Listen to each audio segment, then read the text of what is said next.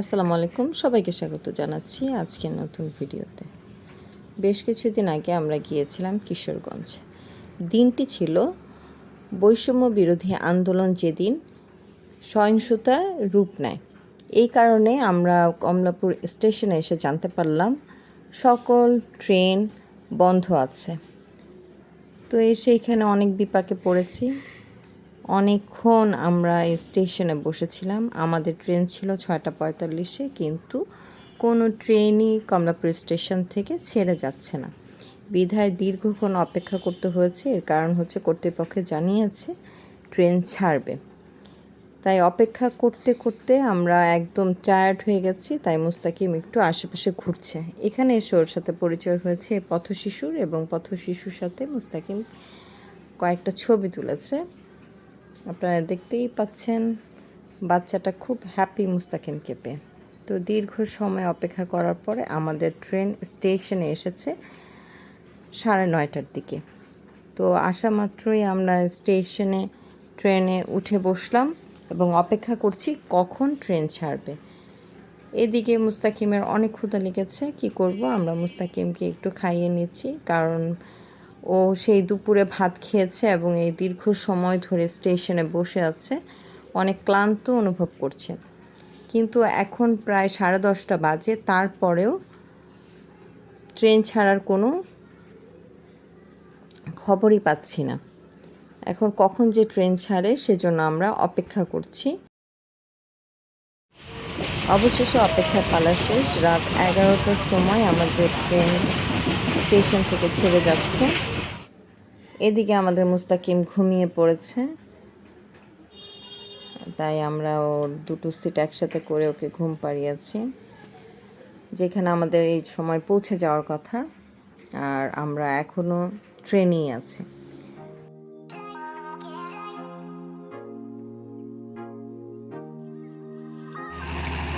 এখন ভোর 4টা, আমরা কিশোরগঞ্জ পৌঁছে গেছি।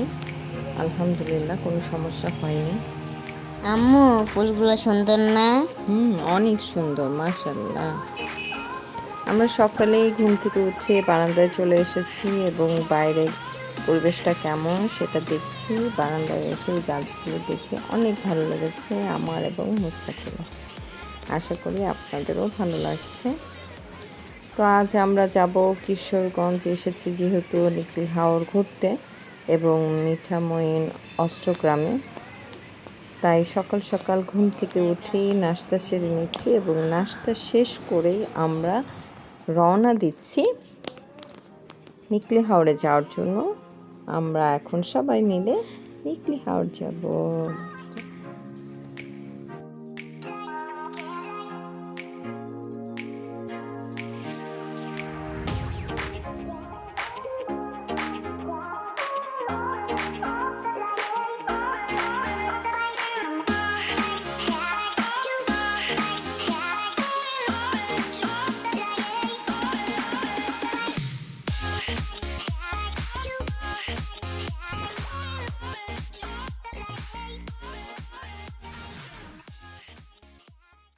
এখানে এসে আমরা একটা বোট ঠিক করেছি এবং সবাই মিলে একে একে বোটে উঠে নিচ্ছি।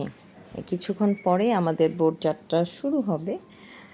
আশা করি আমাদের অনেক ভালো লাগবে এবং আপনাদেরও ভালো লাগবে। তো পুরো ভিডিও দেখতে অবশ্যই আমাদের সাথে থাকুন আর দেখতে থাকুন ফায়জান মুস্তাকিম ইউটিউব চ্যানেল।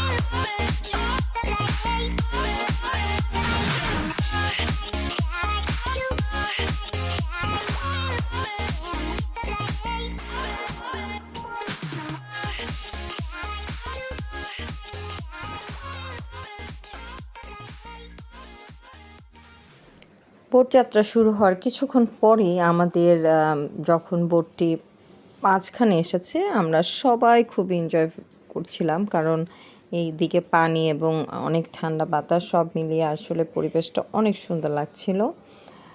আপনারা দেখতেই পাচ্ছেন একদম খোলা এবং স্বচ্ছ পানি দেখা যাচ্ছে, সাথে একদম সুন্দর নীল আকাশ, যা আসলে অপরূপ লাগছে এবং আমাদেরকে আসলে মুগ্ধ করে দিয়েছে।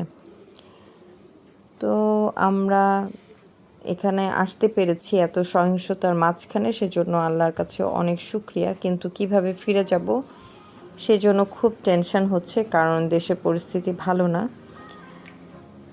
তারপর একটু আনন্দ পাওয়ার জন্য একটু তো কষ্ট করতেই হয়।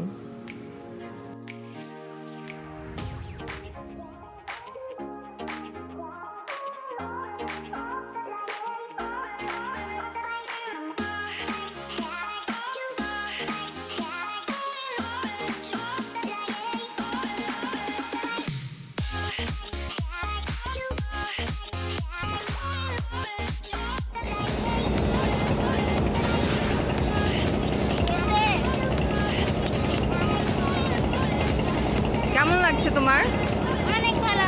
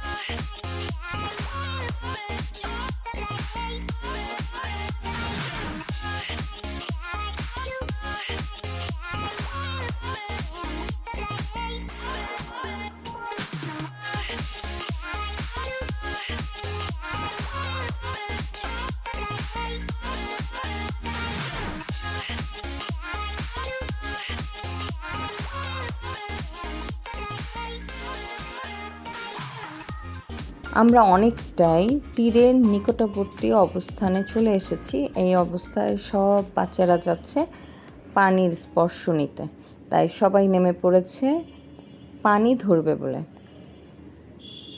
ওই যে দূরে দেখা যাচ্ছে, ওখানে আমরা নামবো, আর বেশি সময় বাকি নেই। এদিকে সব বাচ্চা নেমে পড়েছে, ওরা কি করছে মুস্তাকিম বসে বসে দেখছে। তো এখন সবাই মিলে পানি ধরবে, আর এদিকে মুস্তাকিমের মন খুবই খারাপ। তারও খুব ইচ্ছে যে এখানে বসবে আর ওদের মতো পানি ধরবে, কিন্তু আমরা নামতে দিচ্ছি না ওকে, সেজন্য সে খুব মন খারাপ করে বসে আছে।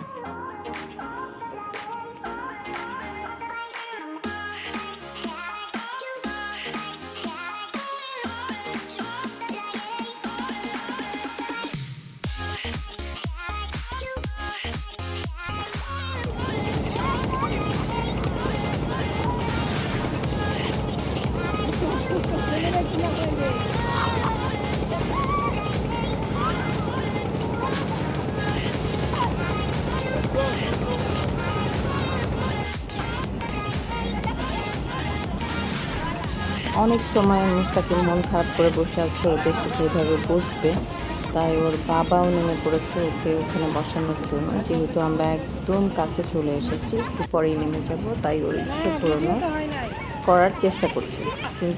কিন্তু ও কি আর পায় পানির নাগাল? একটু পরেই আমরা নেমে যাব। আমরা এখন পৌঁছে গেছি মিঠা মইন। আমরা সবাই প্রস্তুত এখন নেমে যাওয়ার জন্য। আমরা ধীর সুস্থিরভাবে নামবো, এটা ঠিক করেছি।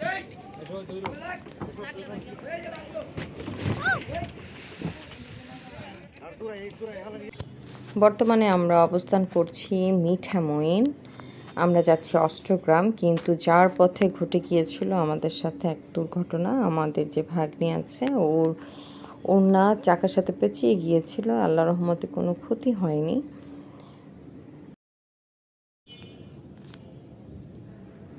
আমরা অষ্টগ্রাম যাচ্ছি, সামনে আছে সাবেক প্রেসিডেন্ট আব্দুল হামিদের বাসা। আমরা সেই বাসা অতিক্রম করেই অষ্টগ্রাম যাচ্ছি আর অষ্টগ্রাম যাচ্ছি যে দীর্ঘ পথ তার আলপনা করেছে এবং গ্রিনিস বুকে যে রেকর্ড করেছে তা স্বচক্ষে দেখার জন্য। আমরা পৌঁছে গেছি অষ্টগ্রাম যে চার রাস্তার মোড়, সেখানে এই যে দেখতে পাচ্ছেন এখানে যে আলপনা করেছিল এবং এটা অনেক দীর্ঘ পথ আলপনা করেছে। আর আমরা এখানে দাঁড়িয়ে কিছু ছবি তুলে নিচ্ছি সকলে মিলে। এরপর আমরা একদম অষ্টগ্রামে যাব। এর কারণ সেখানে একটা মসজিদ আছে খুবই পুরাতন এবং মসজিদটি নাকি 500 বছরের পুরনো, সেজন্যই। তো অনেক গরম এবং রোদের তাপ, এখানে দাঁড়িয়ে যে আমরা ফটো তুলব সে উপায় ছিল না। এত গরমে আর টিকতে না পেরে আমরা সবাই মিলে আইসক্রিম খেয়ে নিলাম। এবং এখানে যে অটো রিক্সা ছাড়া কোনো গতি নেই, সবাই মিলে অটো রিক্সায় যাওয়া আসা করে এখানে, এবং অটো রিক্সার ভাড়াও এখানে খুব বেশি ডিমান্ড করে থাকে।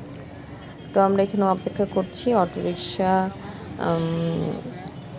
নেওয়া হয়ে গেলে আমরা রওনা দেব অষ্টগ্রামের উদ্দেশ্যে। আমরা যত দূরের পথ অতিক্রম করেছি পুরোটা পথ জুড়েই এমন আলপনা করা ছিল। প্রথমে দেখতে খুবই চমৎকার লেগেছে, যখন দেখছি রাস্তা শেষই হচ্ছে না আর পুরো রাস্তা জুড়ে এরকম আলপনা, এমন এক সময় আসলো যে আমরা দেখতে দেখতে বিরক্ত হয়ে গিয়েছি।